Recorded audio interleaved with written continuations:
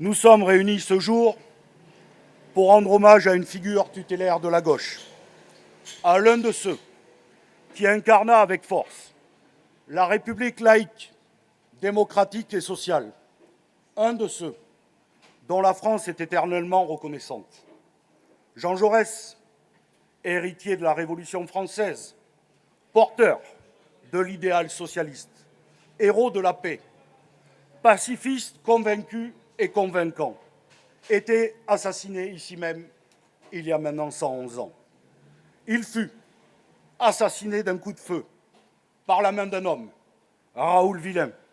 Mais surtout, il fut la victime de la folie meurtrière, de la folie et la furie guerrière qui inondaient le débat public depuis plusieurs semaines à l'époque, à l'orée de la Première Guerre mondiale et de sa folie barbare. Nous sommes ici pour saluer la mémoire de ce grand homme de la nation, non par simple nostalgie, mais pour nous rappeler ses combats, pour nous nourrir de sa pensée, pour mieux guider notre action militante d'aujourd'hui dans le moment de bascule que nous vivons. La disparition de Jean Jaurès symbolisa ce bien précieux que nous devons chérir et cultiver chaque jour, la paix. La paix est d'abord une pratique. Elle s'exerce au quotidien, dans nos relations avec les autres, dans les rapports entre individus, mais aussi entre sociétés et les États. En finir avec le rapport de force, avec cette loi du plus fort, des superpuissances qui exercent leur pouvoir et leur domination sur les autres pour continuer à piller les ressources, à suraccumuler les richesses au détriment de la nature et du vivant, et ouvrir au contraire une voie, celle de la coopération, du multilatéralisme, qui devrait être la règle et non l'exception. La guerre est le meilleur allié du capitalisme. La paix est le meilleur allié d'une société démocratique, du partage des savoirs, des richesses et du pouvoir. Une société et un idéal que, pour notre part, nous nommons toujours le communisme. La paix est un horizon, mais aussi un projet de société à conquérir chaque jour. De nombreux conflits émaillent le monde, j'y reviendrai bien sûr, mais faire taire les armes et cesser les violences est un espoir pour les peuples à travers le monde. Être empêtré dans la guerre, c'est connaître l'incertitude quotidienne de rester en vie, la peur permanente, les traumatismes. Remplacer le fracas des armes et son lot de destruction, de meurtrissures, de plaies béantes ouvertes qui ne se referment jamais et nourrit les rancœurs, facteurs à nouveau de nouvelles guerres, de misère et d'exploitation. Par la quiétude de la paix devrait être là aussi un but auquel devraient être attachés tous les progressistes, mais au-delà, les démocrates et les républicains sincères de notre humanité commune. La paix est une culture, c'est un effort de tous les instants, une démarche permanente pour traiter le conflit, le désaccord par la voie du dialogue. Si privilégier les modes d'action pacifiques, respecter le point de vue de l'autre, se découvrir, se comprendre et s'enrichir par le partage de la culture de l'autre. La paix est donc antinomique du racisme, de la xénophobie, du repli sur soi, qui conduit à l'isolement, à se rabougrir, à détester tout le monde, par finir par se détester soi-même. Cette culture de paix ne peut aller qu'avec un fonctionnement démocratique de nos sociétés, de notre organisation de vie, dans la société elle-même, mais aussi dans le monde de l'entreprise. La démocratie, c'est la dispute et la délibération organisée. C'est accepter de perdre un débat, de faire des compromis, de prendre en compte le point de vue de l'autre. C'est faire parler la force de la démocratie et non la loi du plus fort. C'est donner au peuple, conscient et émancipé, de pouvoir choisir et d'entreprendre son chemin et sa destinée. Ceux qui ont peur du peuple, de leurs justes revendications, de leurs décisions, sont en réalité toujours du côté des tyrans et aujourd'hui des populistes d'extrême droite. La paix, c'est enfin la justice.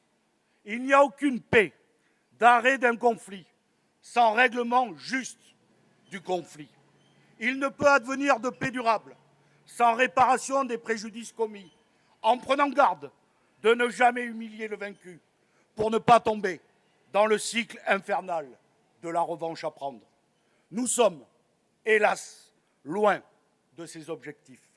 C'est clairement la loi du plus fort qui régit aujourd'hui notre monde. Les autocrates de tout poil en sont ravis.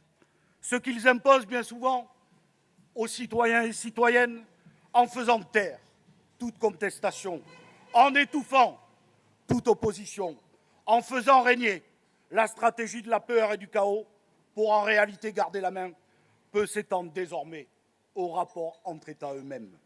Nous pensons assez logiquement à ce phénomène qu'est le Trumpisme et à cette nouvelle alliance des nouveaux réactionnaires 3.0 qui prennent le visage d'un fanatique décérébré aux cheveux orange ou celui de la nouvelle passionnariat de l'extrême droite italienne. En imposant des accords commerciaux défavorables aux États, en soutenant les États agresseurs dans de nombreux conflits, le président des États-Unis cultive une atmosphère détestable et insoutenable. Il incarne à lui seul cette bascule d'un monde régi par la violence, alimenté par la haine, en s'affranchissant de toutes les règles internationales et en s'essuyant les pieds sur le droit international. Il est l'interlocuteur privilégié de dirigeants poursuivis à la Cour pénale internationale, abhorrant celles et ceux qui lui parlent de droits qui doivent régir nos relations internationales. Le droit est d'ailleurs un obstacle pour faire du business, s'accaparer des ressources. Les mêmes veulent d'ailleurs en finir avec toutes les règles du commerce international, abattre les institutions des droits humains fondamentaux et jeter aux orties le droit des travailleuses et des travailleurs. Il convoque dans son bureau, il humilie en direct à la télévision, il tweete sur le réseau social de son ami Musk et il serre la main très fort comme un misogyne et un viriliste qu'il est. Le message est clair, soit vous vous soumettez, soit ça sera la guerre commerciale et la reddition sans condition. Derrière cette loi du plus fort, il y a souvent cette loi du profit qui se déploie pour capter les richesses en faveur d'une minorité. Le capitalisme dérégulé, financiarisé, est aux anges tant que les affaires roulent. La négociation entre l'Union européenne et les États-Unis, qui va nous imposer des droits de douane à 15%, mais aussi des colossaux investissements dans l'industrie, notamment d'armement, ou encore l'achat de GNL et pétrole américain, contrairement à nos engagements écologiques internationaux, et je le dis, inacceptable. C'est une vassalisation de l'Union européenne dans un bras de fer avec le président Trump. Nous le disons donc ici, ensemble et avec force. Ce nouveau plan ne peut pas être appliqué tant que le Parlement n'a pas débattu et voté, donnant un mandat clair au gouvernement et au président de la République de porter notre exigence à la Commission européenne de refuser ce traité.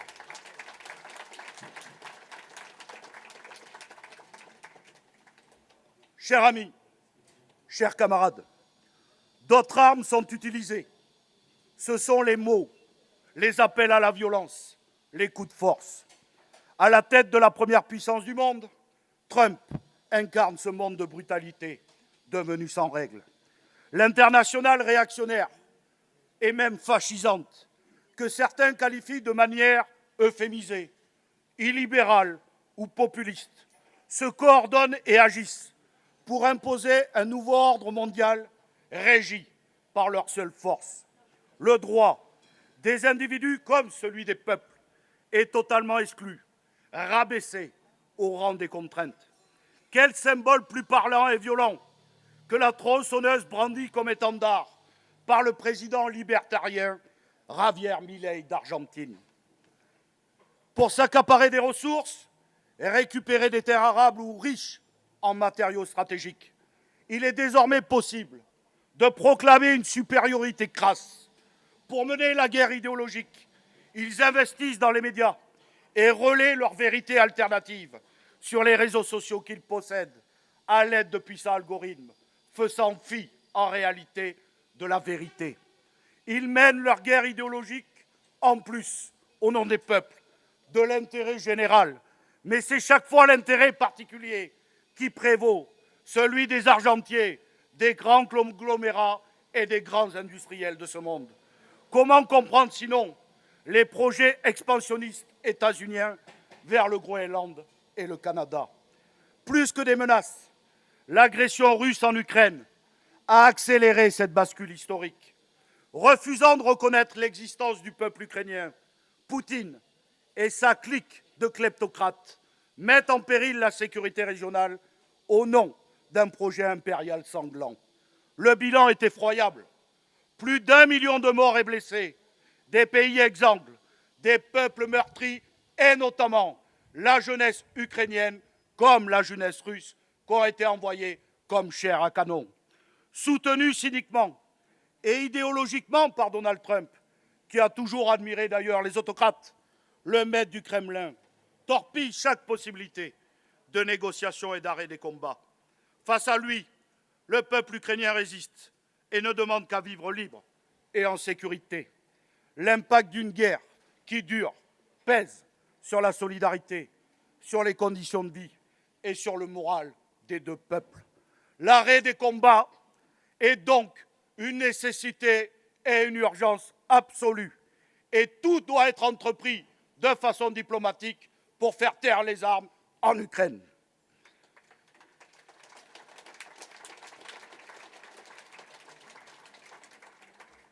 Ce qui vaut pour Kiev vaut aussi pour Gaza. Ne faisons pas comme si nous pouvions éviter l'éléphant au milieu de la pièce. Il n'y a pour notre part jamais de hiérarchie entre les vies humaines, entre les victimes de guerre et encore moins de concurrence victimaire. Ce qui a été permis en 2022 avec la guerre d'Ukraine est la banalisation de l'horreur. Du 7 octobre 2023, que nous avons d'emblée condamné sans réserve à ce jour, le pire de la guerre s'est déployé au Proche-Orient. Ce n'est pas une énième guerre, c'est un massacre indiscriminé. Qu'importent les mots qui sont utilisés, la destruction délibérée de toute infrastructure, les bombardements aveugles contre les civils sont des crimes de guerre et des crimes contre l'humanité.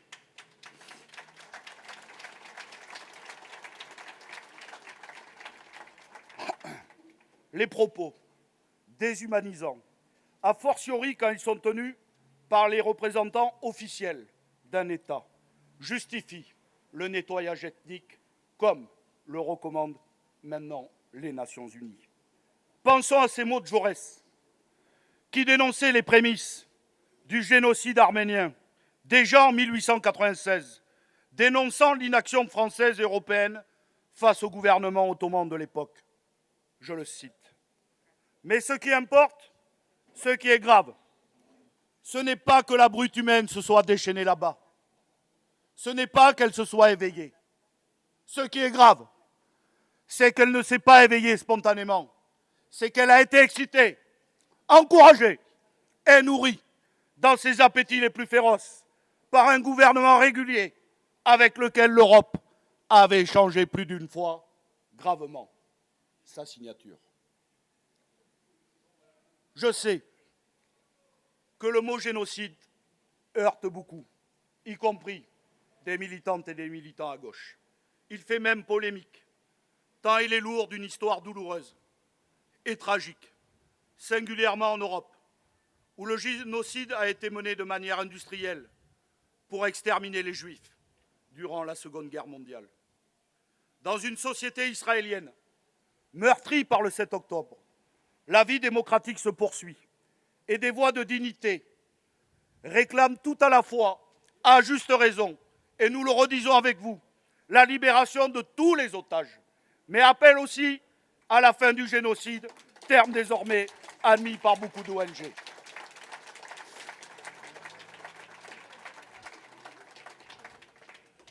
Ce qui doit nous réunir, c'est la dénonciation de l'horreur, ces corps décharnés d'enfants, que la justice internationale soit saisie et fasse son œuvre pour instruire les poursuites contre les auteurs, dont Netanyahou et des ministres et des dirigeants du Hamas. Mais ce qui arrêtera le fracas des bombes, c'est bien l'action politique et l'intervention populaire. Après des années d'errance, la diplomatie française a enfin pris ses responsabilités en annonçant la reconnaissance de l'État palestinien en septembre prochain.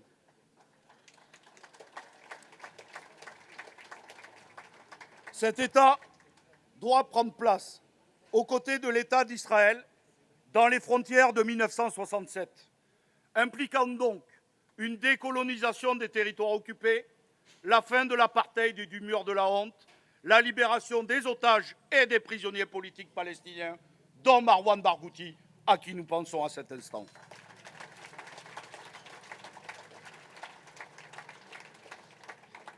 Je dois vous dire une chose. Moi qui, comme beaucoup de communistes, sont des militantes et des militants de la paix, du droit international et de la Palestine depuis longtemps, et je vois mon ami Guillaume, que je n'ai pas salué, directeur de la maison Aragon-Triolet, avec qui je me suis rendu il y a déjà plus de 15 ans. Avec, à l'époque, nous étions plus jeunes, surtout moi, de jeunes communistes, pour rencontrer à l'époque Salah Hamouri. Et déjà à l'époque, nous demandions la reconnaissance de l'État palestinien par l'État français. J'ai beaucoup pensé, ces derniers jours, à deux militants de la paix, de la justice et du droit des Palestiniens. Je veux rendre hommage à Fernand Thuil, camarade fondateur de la JPF, et à Jean-Claude Lefort, député communiste et président d'honneur de la FTS. Leur soutien, même quand nous étions seuls, n'a jamais faibli, et leurs voix se sont toujours fait entendre pour faire entendre la voix des Palestiniens.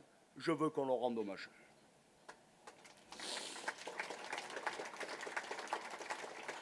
Et grâce à eux et du mouvement populaire et associatif, que nous avons en réalité réussi à convaincre l'État français à enfin reconnaître l'État palestinien.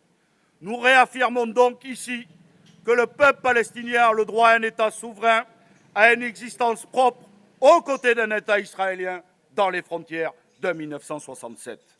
Mais la paix, et la justice et la sécurité collective vont de pair. Le chemin pour y arriver est difficile, mais c'est le seul courageux. La création d'un État palestinien n'est pas une aumône, ni un dû. C'est un droit inaliénable d'un peuple à vivre sur ces terres. C'est parce que nous croyons à des droits universels que nous ne pouvons nous taire un jour de plus devant la famine organisée. Quand la vérité éclatera, l'étendue de l'horreur sera dévoilée, nous nous poserons la question: qu'avons-nous fait? Les dégâts sont déjà considérables, les traumatismes durablement inscrits dans les corps, dans la chair et les esprits, mais il n'est jamais trop tard pour agir et réparer. Je salue d'ailleurs ici, avec vous, les dockers des différents ports de France, refusant les livraisons d'armes vers Israël, suivis par les salariés de l'aéronautique.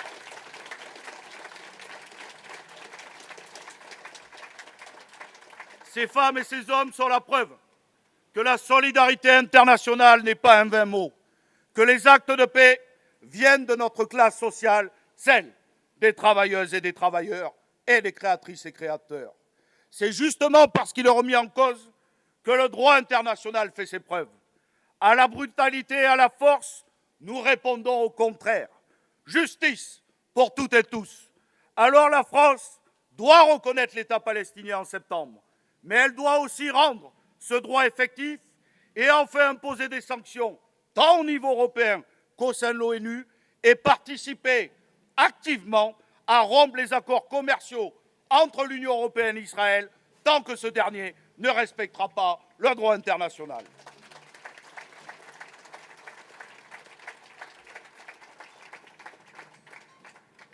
Chers amis, chers camarades, la belle affaire du moment, c'est l'économie de guerre. Pour préparer la guerre, il faut préparer les esprits et donc adapter notre production. Après le sacro-saint objectif de limite de 3% de déficit équivalent à un PIB, même eux ne savent pas à quoi ça correspond, voici désormais le créneau de 5% de dépenses militaires en richesse nationale. C'est le mariage de la guerre sécuritaire et de la misère sociale. Si personne ne peut nier les menaces qui pèsent sur notre monde, encore faut-il utiliser les bons remèdes. On n'utilise pas la guerre pour résoudre la guerre, quand bien même elle serait préventive, civilisationnelle ou démocratique. Préparer les esprits à la guerre, comme le fait le président Macron, c'est préparer les esprits à des coupes franches dans nos besoins essentiels. Alors que seuls les budgets militaires seront en augmentation. Fabriquer des armes en masse, ce n'est pas seulement sortir les muscles, c'est les vendre et donc les utiliser. Elles alimentent le commerce de la mort. Il faut noter aussi l'hypocrisie de cette course à l'armement qui bénéficie à l'industrie états-unienne.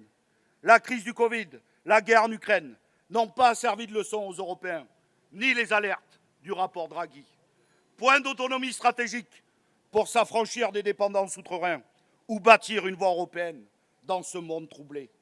Une économie de guerre, comme on nous la prépare, c'est un rationnement des coupes budgétaires présentées comme des sacrifices nécessaires. Le dernier plan présenté par le gouvernement s'inscrit d'ailleurs dans cette trame. François Bayrou se pense comme un lanceur d'alerte. Il ne fait qu'épouser l'air du temps. Son budget, qui n'en est pas eu un d'ailleurs, s'inscrit dans cette logique de peur qu'il prend, lui, sur un autre versant que le président. Son moment de vérité est en réalité une soupe immonde pour nous imposer une austérité jamais vue ni connue en France. Il fait peur. Soit nous accepterions son plan, soit nous pourrions finir comme la Grèce de Tsipras et le FMI pourrait prendre la main et nous imposer par exemple des baisses de pensions de retraite ou même de salaire. D'un côté, vous avez donc la menace de la guerre avec le président et de l'autre, la menace de la récession et du FMI. Son projet de budget est une saignée inacceptable, une guerre sociale déclarée qui veut faire des classes populaires un corps à mater, à soumettre et à essorer jusqu'à l'os. Surfant sur un populisme rejetant l'impôt pour défendre en réalité les plus hauts patrimoines, il attise les fractures et les divisions. Installer la suspicion envers les malades, criminaliser les privés d'emploi, dénier les droits fondamentaux aux étrangers. Voilà le poison de la fragmentation qui constitue le cœur de son projet. Il s'attaque pourtant à tout le monde, salariés, cadres, auto-entrepreneurs, jeunes, retraités et les familles. L'assèchement des recettes de la sécurité sociale, les coupes drastiques faites aux collectivités qui œuvrent chaque jour à des services publics utiles. Avez-vous remarqué que tous les mauvais coups contre le peuple sont déjà chiffrés, préparés et non négociables? Suppression de 2 jours fériés, des remboursements des médicaments et des maladies longue durée, coup de rabot sur les prestations sociales, année blanche dans les dépenses sociales. Par contre, pas touche au magot des 211 milliards d'aides publiques aux entreprises. Pas touche non plus aux plus hauts revenus qui ont plus que quadruplé en quelques années. Là, il faudrait se réunir, discuter et trouver une voie. Le pire, chers camarades, c'est qu'il faut rappeler et se rappeler que Bayrou n'a aucune majorité, ni populaire, ni à l'Assemblée, pour faire adopter son budget. Lui, il est Premier ministre d'un gouvernement, je le dis et le redis, illégitime, nommé par Macron après la censure et le vol de la victoire du Front populaire l'été dernier.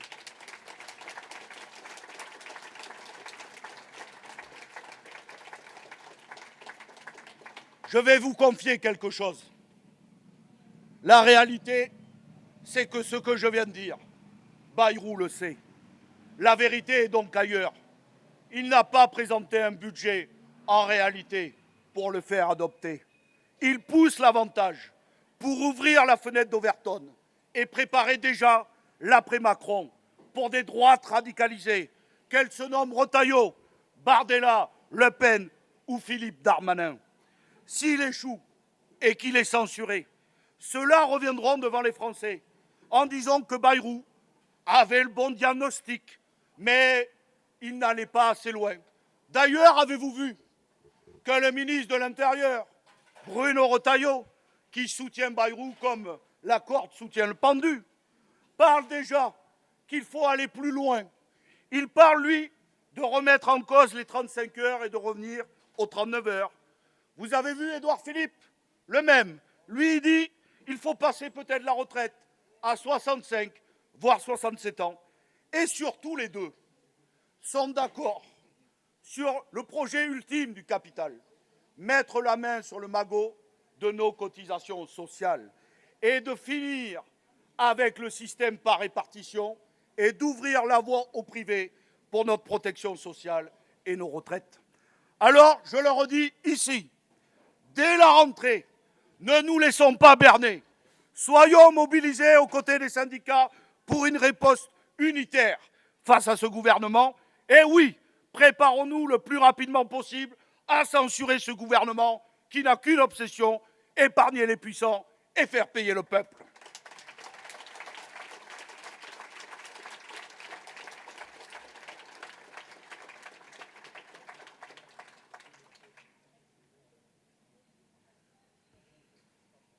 Chers amis, chers camarades, j'avais fait une promesse, c'est de faire plus court que l'an dernier. Et je vais donc m'y tenir. Je veux finir, pour conclure, par vous dire quelques mots. C'est toujours le nationalisme qui attise les tensions et qui justifie l'élimination de l'autre. Partout où la guerre s'embrase, les braises du fondamentalisme, de la haine, ont été nourries. Certains nous diront qu'il faut traiter les priorités des citoyens et citoyennes ou qu'il faudrait affirmer la supériorité de notre nation, y compris par la force sur d'autres. Je dis, à l'instar du fondateur de l'humanité, que le nationalisme est une fumisterie et que l'amour de la patrie n'est jamais le rejet de l'autre, encore plus dans la patrie républicaine qui s'est basée et bâtie sur un projet politique et non indique. Je cite Jaurès. Le patriotisme consiste, pour un Français, et j'ajoute française, à bien connaître la France, ses qualités et ses défauts, ses vertus et ses vices, ses lumières et ses ténèbres, afin de pouvoir corriger ses défauts, atténuer ses vices, dissiper ses ténèbres, et faire servir l'accroissement de ses qualités, de ses vertus, de ses lumières, au progrès général de l'humanité. Que les racistes et autres courants d'extrême droite se le tiennent donc pour acquis. Leur amour de la nation n'est qu'une escroquerie, surtout quand ils ne vilipendent pas seulement les étrangers, mais voient des Français de papier, parmi celles et ceux qui sont nés en France, y construisent leur vie et ont le droit de le faire. En réalité, le discours de guerre contre l'étranger alimente un discours de guerre civile et de guerre contre toutes et tous. L'extrême droite, c'est ce courant d'idées qui a abattu notre cher Jean Jaurès. Cette atmosphère détestable avait libéré les passages à l'acte et préparé les esprits à un déchaînement de violence. Un siècle plus tard, les procédés sont les mêmes. Des citoyens sont attaqués pour leur apparence, parce que juifs, parce que musulmans, parce que homosexuels, parce que transsexuels. Des agressions verbales, des humiliations, des tentatives de meurtre ou d'attentats ne sont plus exception. Cela s'incruste dans les esprits et amène des gens à éviter certaines rues, certains quartiers, à ne pas postuler un emploi ou à éviter des conversations sur des sujets dits sensibles. Nous ne pouvons pas, nous ne devons pas tolérer ces reculs permanents. C'est laisser la haine faire son lit, le ressentiment nous opposer. Ces vécus de discrimination et de peur sont intolérables. Soyons à la hauteur face à celles et ceux qui inondent chaque jour des propos de haine et libèrent la parole, y compris, je le dis, au plus haut sommet de l'État. Les seigneurs de la tech soufflent dans le dos de celles et ceux qui veulent un monde de division, les inondant de sommes colossales. Libertariens, traditionalistes, fondamentalistes religieux, masculinistes et autres identitaires ne sont pas la majorité. Il faut les combattre pied à pied. Ils font du bruit, mais ils savent que la société bouge. Elle avance. Elle est d'ailleurs ici, dans sa grande diversité. Leur récit d'une société moralement déliquescente ne tient pas la route. Ils nous mènent une guerre idéologique où chaque fait divers est exploité, commenté, relayé sur des chaînes de désinformation en continu qui leur appartiennent. Des milliardaires comme Sterrin, dont l'humanité a révélé le projet, se mettent à leur disposition pour aider à former, à préparer la conquête du pouvoir, mais aussi à réécrire l'histoire de France à travers des musées ou des parcs d'attractions. Je le dis ici et je lance cette alerte pour finir. Ne prenons jamais cela à la légère. Dans un pays où l'extrême droite fait déjà plus de 35%, où le débat s'organise régulièrement sur des questions identitaires, où l'immigration est synonyme de terrorisme, nous sommes en réalité déjà au pied du mur. Partout sur la planète, l'extrême droite conquiert le pouvoir. Ne pensons pas, je le redis, que parce que nous sommes la France, le pays des Lumières, cela ne peut pas nous arriver. Nous avons donc, je le redis,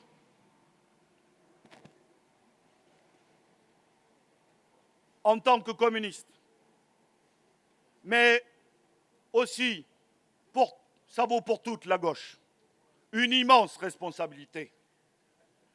Unir pour résister. Unir pour convaincre qu'un autre chemin est possible. Unir pour gagner et changer la vie des gens. Unir, car nous serons toujours des hommes et des femmes en responsabilité. Alors, chers amis, chers camarades, donnons rendez-vous à ce peuple debout, à celui qui résiste, qui refuse l'ordre établi, qui se mobilise comme ces derniers jours contre l'horrible loi du plomb, mais aussi celles et ceux qui se mobilisent dans leur entreprise, leur quartier, sur les conditions de travail ou contre la fermeture d'une classe. À tous les militants et les militants du progrès social et écologique, aux sympathisants et aux sympathisantes, mais aussi et surtout à celui ou celle qui est isolé, qui n'y croit plus, qui pense que la gauche ne peut plus gagner. Donnons-leur rendez-vous à toutes et tous à la fête de l'humanité le 12, 13 et 14 septembre prochain. Et ensemble, commençons par bâtir notre humanité commune. Je vous remercie.